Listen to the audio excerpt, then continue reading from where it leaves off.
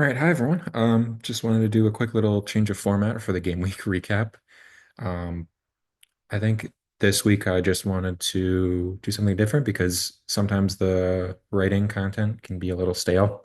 So I thought a video would be nice. I know we did this around the midpoint last year, so this isn't going to be one of those. It's going to be a little bit different, but let me know what you guys think. So let's go over the last game week. So, so this is the game week 22 recap. The highest points in the world was 128. I don't know how it was, somehow. The average points was 46. We had a good chunk of the league actually beat that tally. We'll go over those numbers in a sec. Transfers made are still at 8.2 million. I mean, yeah. Um, Last week Salah was the most captained, and I don't think he returned based on memory. And 166,000 wild cards were played. So yeah, the top transfers in we have for this game week is Clivert off of his hat trick against Newcastle. Um, Alexander Arnold, Liverpool able to keep a clean sheet, and he also got the one of the assists for against Brentford. Gakpo, everyone's kind of on this Gakpo train. I'm surprised he's not higher than Alexander Arnold. Wood and Lewis Hall both are pretty self-explanatory. Palmer has been transferred out a lot, which is interesting considering Saliba, excuse me, not Saliba, considering City only has one fit central defender for their game against Chelsea. So, we'll see. Solanke was injured. Saliba, people I think are just finding a way to get rid of him now because they'll either go Gabriel or Timber, but he should be back for the City game, I think in a week and a half. Um, Raul from Fulham is just he's kind of been off of form. The premium Fulham asset I think right now has been either Iwobi or Robinson, and then you have Nicholas Jackson who has had really good fixtures, but he just can't he can't put the ball in the back of the net. Um, Player of the week last week was Clivert, hat trick against Newcastle. Um, pretty self-apparent. All right, so let's go on. So this is the league table right now. Andrew retains his spot in the lead. He has a 30-point advantage on Ollie right now. So slowly but steadily, Andrew is finding a way to extend his advantage. Consistent team building, consistent play, good transfers. Even though he got under the average this week, most people did. I think the average for the top 10,000 was around 49 or 50. I mean, this is what happens when you have people that just sit with Holland on the team and don't move him. So when he actually scores and everyone else is off him, that's why the average is weird compared to the top 10,000. Um, Ali remains in second. He's got a pretty comfortable gap, 23 points to Aiden. And then Aiden has a 10-point gap to Sean. Um, Above Sean, I mean, compared to Sean, Sean really did a good number this week. I mean, he gained 17 points on Aiden, 13 on Ollie, 16 on Andrew. Um, Consistently in the trenches of the FPL community, trying to find his way. And hopefully he's going to try and get that first championship. In his first year, he's like the Jaden McDaniels of the group. Um, yeah. Bennett, consistent performer, struggled at the beginning of the year. He's finally finding his footing. I think everyone's, for the most part, kind of leveled off, myself included. But Bennett, again, remains steadfast as ever, although he is finding himself 30 points behind Sean. So fall 1335, he finally displaces me at the end of the game week. I took a -4 to get in. Um, I forget who it was. I think it was Chris Wood, but yeah, he's finally overtaken me, and that -4 means he moves up by 4. So yeah, I'm sitting in seventh. My really unfortunate and bad streak just continues. Um, I've just had a very bad December and January. So we'll see. Hopefully something comes up and I can get back up there because I'm over 100 points. I'm 111 points behind Andrew. So we'll see. We know that can standings can change quickly depending on the differentials. So we'll see. Um, Eric Rudo, an unfortunate week, only 34 points. He is under 100 over 100 points, excuse me, beneath me. For his first season, honestly, I know the guy doesn't pay as much attention as I would like to think he does, but he's doing pretty well, all things considered. He's actually quite far ahead of the other Eric.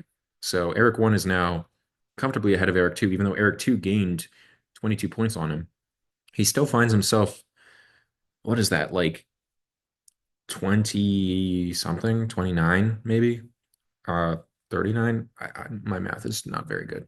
Um yeah, and then Pedro finds himself 60-ish points beneath Eric. Um yeah, Zayd, his flurry in the middle of October has amounted to just over 1,000 points, and then Jonathan is basically vacationing. I mean, when he's not literally vacationing across the world, he's always vacationing in FPL. So still consistent, 45, only 1 point below the average. But yeah, the only change for this week was Safal usurping me, and then Sean gaining points on the top four. Um, I feel like it's going to be one of Andrew, Ali, Aiden, or Sean. I think these top four have the most realistic shot of winning it. I mean, the distance Andrew has is almost 70 points. It's 63. So Andrew has a 63-point gap. I know we have a lot of the season to go, but I feel that starting with Bennett, it might be a bit of a challenge to break that 70-point, 80-point deficit that Andrew's built up. So we'll wait and see. And go from there. But I still think even though with a 30-point advantage Andrew has over Ali, I don't think we've seen the last of Ali. I feel like we have seen the last of me. I just don't feel like I can get that momentum back. And yeah, the table has started to set pretty well now. So yeah, but this is the last league, and then we're gonna take a look at everyone's individual teams. So Andrew, 44 points, made one transfer. His team looks like this. He got points from Robinson. Similar to a lot of other people, the premier midfield picks of Salah, Gordon, Palmer didn't really return. Chris Wood was key. Alexander Isak, the captain, did not work out. He played against, I can't remember exactly who, but yeah, he did not do what we all thought he was going to do. Um, yeah, only left 4 points on the bench. Oh, yeah, it's right here. They played Bournemouth and Isak didn't get anything. So unfortunate for most who captained him. I mean, he was the pretty much the good pick. I mean, I don't think it was either him or Salah, but Brentford really held Liverpool at bay for like 89 minutes of that game. But yeah, this is Andrew's squad. We'll see what he does coming up next week. And then we take a look at Ollie, who's just behind him. Pretty similar makeup. The Alexander Arnold pick really worked out well for him. Anthony Robinson, best American fullback ever. He's actually Champions League level. I stand by that. Captain Palmer didn't work out, just similar to Isak, but again, the midfield really not producing any kind of returns that people are expecting. And then had Chris Wood up top, Jackson, and then of course the not so very sleeper pick Isak came through and blanked against Bournemouth. His bench is pretty weak because he puts a lot of money into his starting line, and that's why he's second. But yeah, so Fabianski, Aiden Ori, hardwood belly swings, standard stuff. All right. And then if I do this, that is not what I wanted to do. Is it this button? No, it is not. Okay. I was going to try and shortcut the tab, but I guess I have to click it. Cheesy Garnachos. Apparently, there is talk of a swap deal between Nkunku and Garnacho. I have thoughts. Are they good thoughts? No. Do I think I want to go into this much more? No. So we're gonna move on. Aiden, third place. Brian Goal, premier standout pick right now, apart from Matt Sells or Jordan Pickford. Again, Anthony Robinson, mainstay in a lot of people's teams this week. Went with the 3-5-2 actually instead of a 3-4-3. Oh, because he got Solanke. I see. Gotcha. Well, yeah, he's got Chris Wood and Isak. Feel like these two are the premier strikers that you need to have in your squad. Captain Salah got 3 points instead of the auxiliary two that Palmer and Isak got because he's a midfielder and he got a clean sheet and played over 60 minutes, so he gets an additional point. But yeah, it's five-man midfield and Eze actually returned, so that was a good little pick for Maiden. Good differential. So, we had automatic subs and constant amount. Gotcha. So we got himself an extra 3 points. Honestly, that might matter in the end of the year, but yeah, Aiden continues to keep rolling. Sean, team of the week, for sure. You actually had Allison who was in the team of the week. So Allison against Brentford, normally a really struggle a struggle to go to the G Tech and actually get a result. Liverpool struggled for most of the game, eventually came out on top with Darwin Nunez scoring a brace. Um, Obviously, Allison kept a clean sheet. I don't know how he kept a clean sheet, but he did. And then his Alexander Arnold pick really worked off. I texted him and I was like, I can't believe he's going to get rewarded for this, and he did. So yeah, Lewis Hall getting four. I think he got an assist against Bournemouth, which is why he got that. Yeah, because he definitely didn't a clean sheet. Um, Actually had a return from Bruno Fernandes. Okay, so 3-4-3, and then he had Mateta instead of Wood. Okay, still left Munoz on the bench, but a very strong game week from Sean. Again, the 60 points is really, really good. Um, a good third of that came from Liverpool assets, and then Bruno Fernandes and Mateta were the big hitters. So, especially in a game week where Holland is not among the meta share of picks, if you can get those returns from your differentials, it's a really big one. Um, yeah, Crystal Palace, I think, have a really good upcoming fixture list. Um, I will I will cover that in a second, but they played West Ham. Okay, gotcha. All right, next up, Bennett actually played the bench boost, which did not go as he had hoped because Forrest conceded. He did get 4 points from Aina. I like the Savinho pick. It just I mean, to go against Ipswich, score 6 goals, and Savinho not to get any returns is tough. Um, yeah, Bennett had no returns from 6 out of his 7 attacking options, as I was the only one that really returned. He had Robinson and Gvardiol. Gvardiol was good. I think I left him out of my lineup because I put someone else in there. I can't remember who, if I remember correctly. But yeah, Bennett, unfortunately the bench boost didn't work. Took a -4 as well. I think he also did the wild card last week because I think he had 3 forced defenders. Yeah, he had Williams, Robinson, Vardio this week, but he had 3 forced defenders. So interesting strategy by Bennett there. Doesn't seem to have worked paid off, but he still finds himself fifth currently. So fall, I still don't know what this team name is, to be honest. A point over the global average. Vardiol, Aina, Robinson, all returns. Again, no returns for the midfield and Chris Wood. So that's pretty much the story of it. Bigger story. Justin Kluivert on the bench scored a hat trick against Newcastle. Couldn't save himself. If only Palmer was injured and didn't play against Wolves, but he did, and he played 83 minutes. I'm pretty sure. So it's tough. But yeah. So fall remaining steady. I feel like I'll say it again. The league is pretty much steadying out as is right now. But yeah, here's my team. Okay, so most of my returns came from the defender. Gotcha. So Wood, Captain Dizak, of course, left Smith Rowe on the bench. I was going to put him in for Jacob Murphy, but I decided against it because I didn't know if he was going to be fit. So I was kind of hoping that Palmer wouldn't play because then I would get the Smith Rowe for 11, and Safal had Porro on the bench, so Porro would have been put up instead of Clavert. So it is what it is. It just pretty much sums up my winter period. Took 2 transfers, did a -4, and yeah, just hit the average straight on. Um, yeah, not much else to say. Next up, unknowledgeable. We have Eric one. Unfortunate, but yeah, he may need to restructure his team a little bit.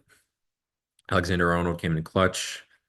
Watkins was good too, but yeah, he definitely needs to restructure. It very much is apparent that he has, excuse me, hasn't touched his team. So if he wants to keep going at the current pace and actually beat the other Eric, he's got to do something because I'm pretty sure Eric's quite active. Yeah, Goatner got a 56.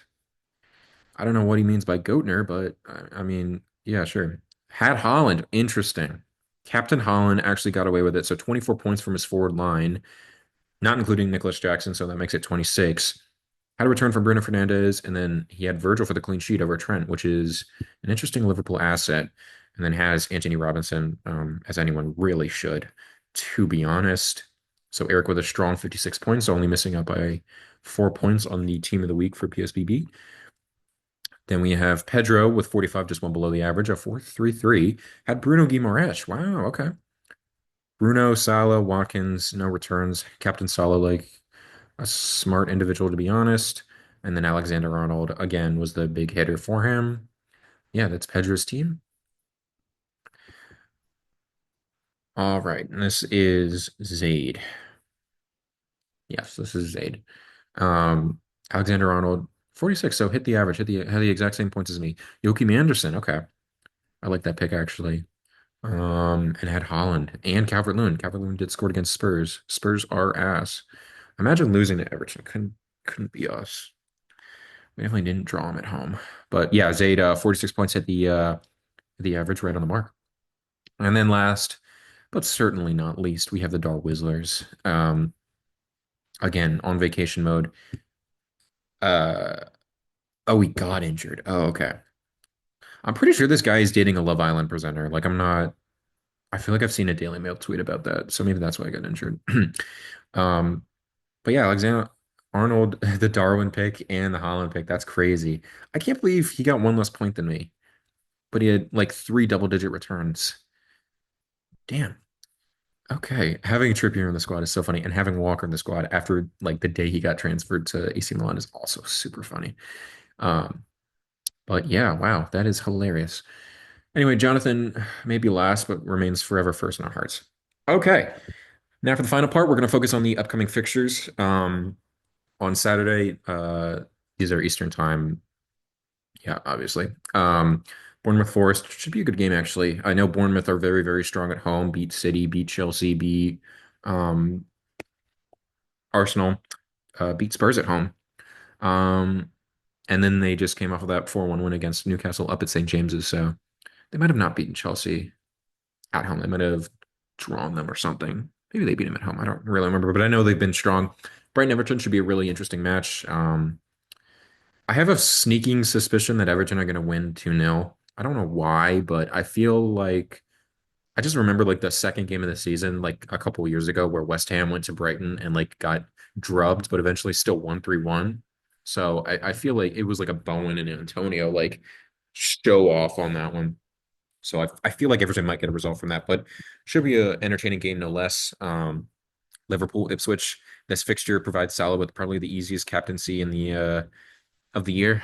Conceding six to City away at Ipswich's home stadium was just not good, and I don't see them doing much better against Liverpool.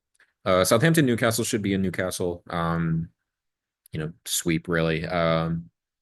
Southampton are pick of the bunch to be relegated. I don't think even having Ivan Juric there is going to really do anything. They mounted a strong and surprising comeback against Forest in the 3-2 loss. They look really dangerous for the second half, but just too many mistakes coming in the first half, and they couldn't do anything about it. Newcastle should run riot in that one. I don't know if it's a triple Newcastle asset type of game, but we'll see. Wolves Arsenal. Again, we need to pick up as many points as possible. There's really no doubting that, especially if Liverpool is going to host with Ipswich. So just got to keep going, see what happens. And yeah, City Chelsea. I feel like this game is going to promise goals. I feel like it's going to end 1-1. I don't know why. I'm just getting the sense.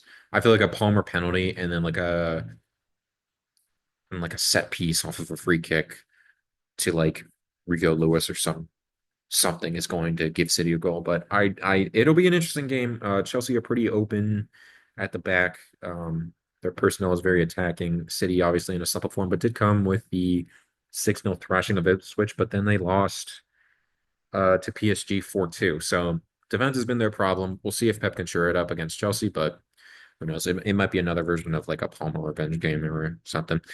And then we move to Sunday. Palace Brentford and Spurs Leicester take up the 9 slots.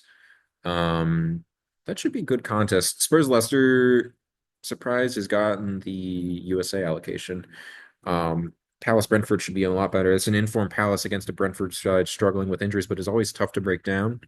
Um, Palace are more transitional than anything, so we'll see. I feel like that might be a draw. Spurs Leicester should be a Spurs win, regardless of their league position. Leicester are just not good enough, even with Van Nistelrooy.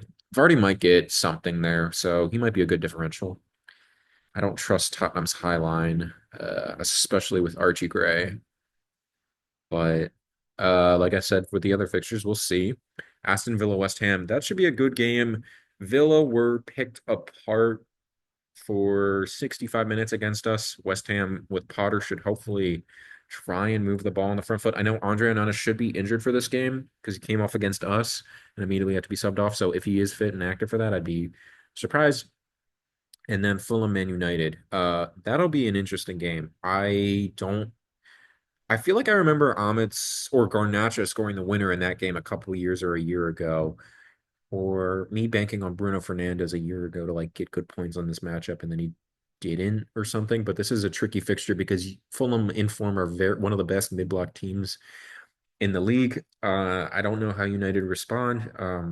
Coming off of a dramatic win against Rangers, it's tough to tell. I feel like Fulham have the edge, but United do have the better playmakers. So we'll see. I don't trust this to be a I don't trust this to be a bland game. I feel like this is going to have some fight in it. Yeah, we'll see. We shall see. But yeah, it's a very interesting game week coming up, so we'll see what happens. But yeah, that's it for this game week recap. I thought it'd be interesting to kind of change it up a little bit. I know you guys enjoyed the video format last year, so yeah, that's the recap for this week. You know, hope everyone has a good weekend and yeah, good luck.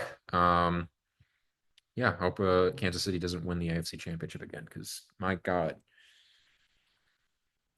I you already all know it'll probably be a Chiefs Eagles Super Bowl, and it's just that's how it goes. All right, thanks everyone. Enjoy your weekend and good luck.